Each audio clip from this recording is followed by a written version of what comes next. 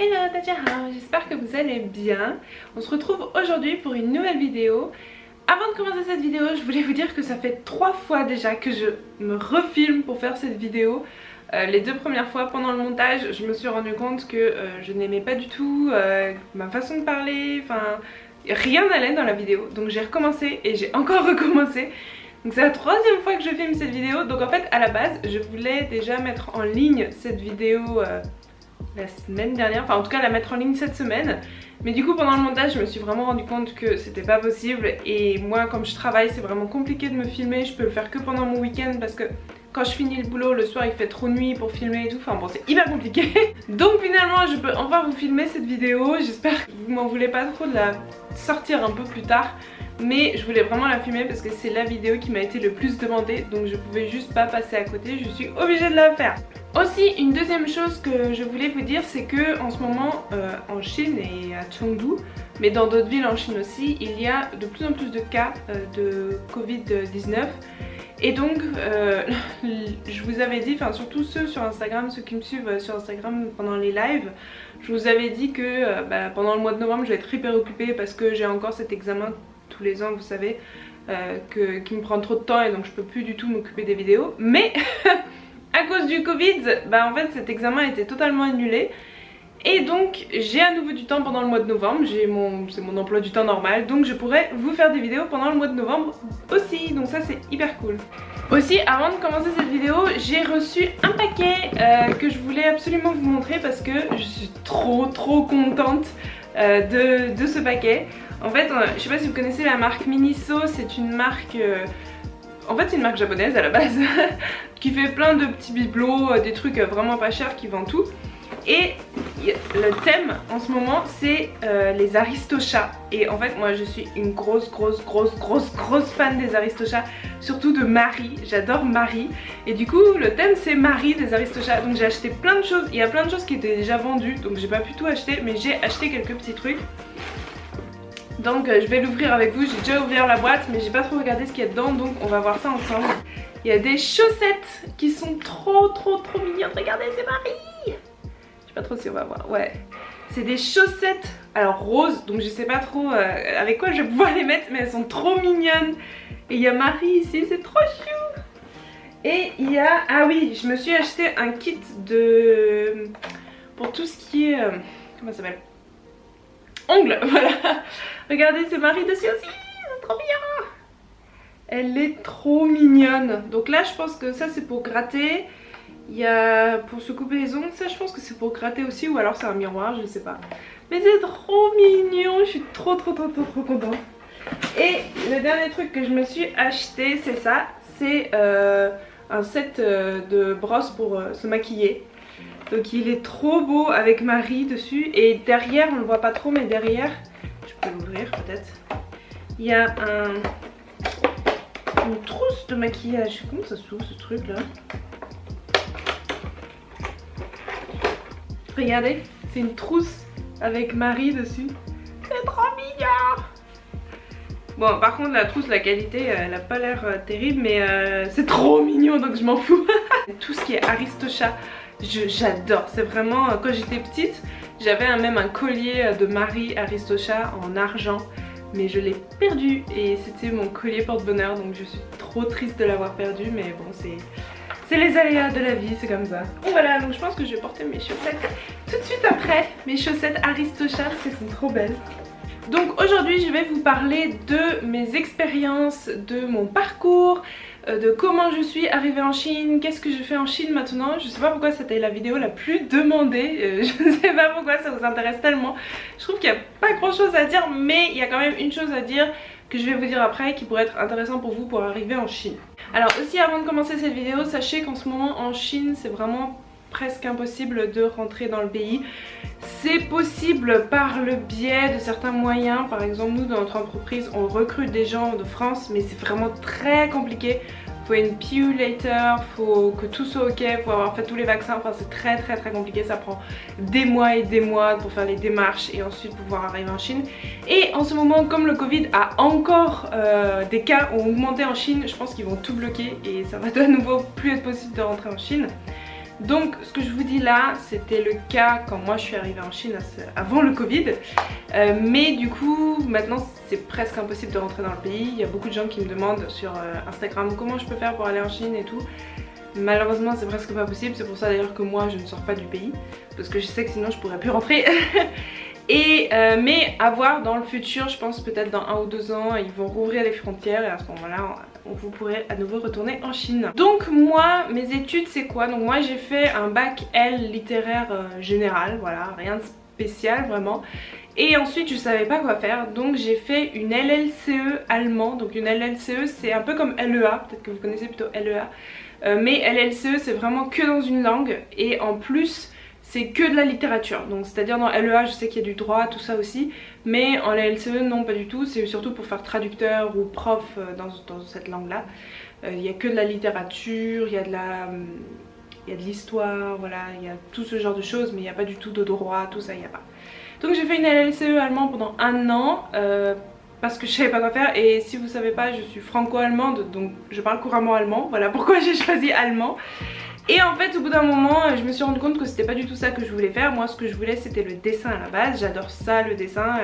D'ailleurs je vais vous montrer mon calendrier 2022 que j'ai fait de Ardoise et Happy. Donc voici le calendrier que j'ai fait de 2022. Donc comme vous pouvez voir c'est Ardoise et Happy. Et en fait c'est un calendrier qui se présente comme ça. Donc voilà, c'est un calendrier que j'ai fait avec des dessins de Ardoise et Happy. Voilà, de chaque mois. Donc je l'ai fait en chinois parce que beaucoup de gens m'ont demandé sur Instagram si je le vendais aussi en France, mais malheureusement je ne le vends pas en France parce que je pense que ce sera trop cher d'envoyer en France. Voilà, donc voilà à peu près à quoi ça ressemble. Par contre je le vends en Chine à des personnes en Chine. Et j'ai aussi fait quelques cartes postales. En fait je fais ma pub mais ça vous sert à rien parce que vous pouvez pas l'acheter, mais je m'en fous, je suis trop fière. J'ai fait quelques cartes postales, voilà si ça vous intéresse. Hop, de Ardoise et Happy. Voilà. Il y a le reflet de la lumière, mais bon je pense que vous avez vu. Et aussi j'ai fait des petits stickers qui sont trop mignons, que j'aime trop. Regardez, c'est des stickers.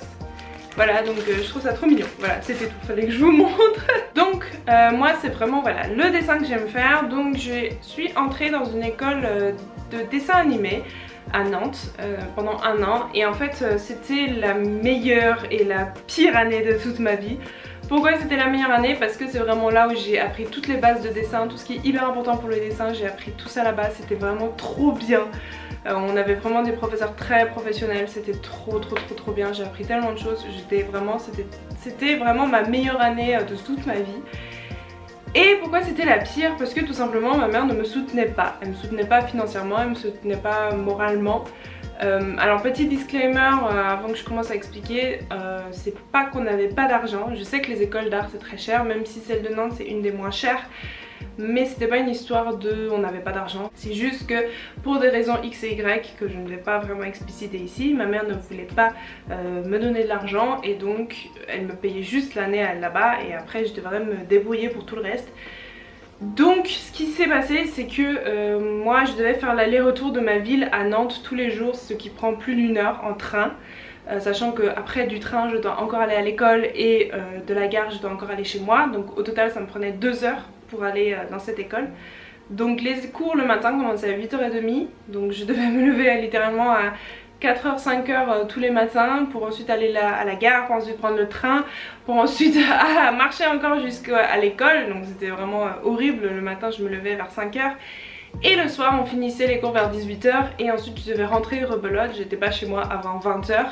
Et ensuite si vous avez fait une école d'art vous savez que c'est énormément de travail. Je vous dis une peinture ça se fait pas en 30 minutes, ça prend au moins plusieurs heures. Donc le soir je devais faire mes devoirs de peinture, de dessin, tout ça, de sculpture aussi encore pendant plusieurs heures. Donc je me couchais généralement vers 1h, 2h du matin. Et donc la nuit je dormais 3 voire 4 heures maximum toutes les nuits. Et le week-end je passais mes week-ends à faire mes devoirs que je ne pouvais pas faire pendant la semaine. Donc c'était vraiment horrible, c'était vraiment pas possible à vivre. Et puis le midi j'avais très peu d'argent pour manger le midi. Je mangeais, je me souviens tous les midis je mangeais du pain avec des saucisses. Et même pas du pain, c'était du pain de mie parce que le pain c'est trop cher. Donc je mangeais ça tous les midis et je me souviens que Anaïs, si tu passes par là. Je me souviens que la pauvre, elle mangeait avec moi du pain et des saucisses tous les midis. La pauvre, franchement, je comprends, mais c'est pas du tout... Enfin, hyper mignonne, elle m'accompagnait et tout, c'était vraiment cool. Mais enfin, c'était vraiment difficile psychologiquement pour moi, c'était vraiment pas possible. Et au bout d'une année, même si c'était la meilleure année de ma vie, j'ai mis les points sur les i et puis j'ai dit si j'ai pas d'appartement l'année prochaine j'abandonne tout, et j'ai pas eu d'appartement à Nantes l'année d'après, donc j'ai tout abandonné, j'ai arrêté les cours, sachant qu'en plus si vous avez fait une école d'art, ou je pense que toutes les écoles de musique, tout ça c'est pareil, en fait il y a une pression énorme, c'est-à-dire dans ce genre de milieu c'est le meilleur qui réussit. Donc moi j'étais pas la plus nulle mais j'étais pas la meilleure non plus, j'étais un peu au milieu quoi. Donc c'était vraiment dur, t'avais vraiment cette pression entre nous, c'est-à-dire on devait se dire ah lui il est meilleur que moi, lui il est meilleur que moi, moi je dois être meilleure, et les professeurs aussi, hein, bien sûr ils donnent des meilleures notes à ceux qui dessinent ou qui peignent le mieux. Donc c'était vraiment difficile, en plus de la fatigue, en plus de tout ça, c'était vraiment pas possible à vivre. Je me souviens qu'à l'époque je me disputais beaucoup avec mon copain qui est mon mari maintenant, mais je me disputais beaucoup à la maison le week-end, je me disputais avec ma mère, enfin bon c'était vraiment pas possible à vivre. Donc au bout d'un an, pardon, j'ai arrêté et je me suis retournée vers ma licence LLC allemand vu que je savais pas quoi faire, et donc les profs m'ont vu revenir, ils ont fait bah what the fuck, qu'est-ce que tu fais là, tu vois. Donc j'ai fait ma licence, finalement j'ai fini ma licence LLCE allemand, et comme je savais toujours pas quoi faire parce que c'était pas du tout moi ce que je voulais faire, finalement je me suis retournée un peu vers prof de FLE parce que ça m'intéressait, vu que mon copain à l'époque était chinois, qu'il apprenait le français et tout, ça m'intéressait un petit peu tout ce qui était enseigner le français aux étrangers. Et donc j'ai fait un master de FLE, voilà, j'ai fait un master FLE, ça s'appelle, donc français langue étrangère. C'est le master pour donner des cours de français aux étrangers, donc si jamais ça vous intéresse, c'est ce genre de master qu'il faut faire. Alors en fonction des universités, ça a des noms différents, par exemple dans mon université ça s'appelait didactique des langues, dans d'autres universités ça s'appelle FLE, dans d'autres universités c'est encore un autre nom, enfin faut un peu, je sais pas pourquoi, ça a différents noms, enfin c'est un peu bizarre. Et voilà, donc j'ai fait mon master 1 dans cette université, et puis mon master 2 j'ai voulu, donc c'est à cette année là avec mon mari qu'on a voulu aller en Chine. Donc je suis allée en Chine et j'ai fait mon master 2 à distance.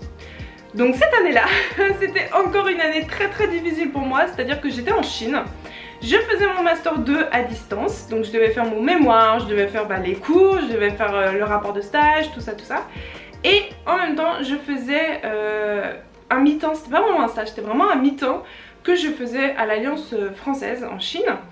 Et donc j'avais l'Alliance française, j'avais mon master à faire, et en plus j'avais des cours de chinois. Donc je faisais ces trois choses là en même temps pendant un an. Pourquoi je faisais des cours de chinois? Donc c'est là où je vous donne une petite astuce si jamais ça vous intéresse. En fait il y a beaucoup d'étrangers, pas forcément des Français mais d'étrangers qui vont en Chine et qui rentrent avec un visa étudiant. Donc c'est des étudiants, du coup des étrangers qui veulent apprendre le chinois en Chine. Donc ils rentrent en Chine avec ce visa étudiant parce qu'ils sont étudiants de chinois dans une école. Et en fait en Chine, une fois que vous êtes dans le pays, vous pouvez changer votre visa étudiant en un visa étudiant travail. Et donc grâce à ça, vous pouvez trouver un travail ensuite en Chine. Donc moi pendant un an j'avais un visa étudiant travail, donc j'étais étudiant de langue, du coup de chinois. Et en même temps je faisais mon mi-temps voilà, en français. Donc je travaillais 7 jours sur 7 parce que généralement j'avais mes cours de chinois le matin.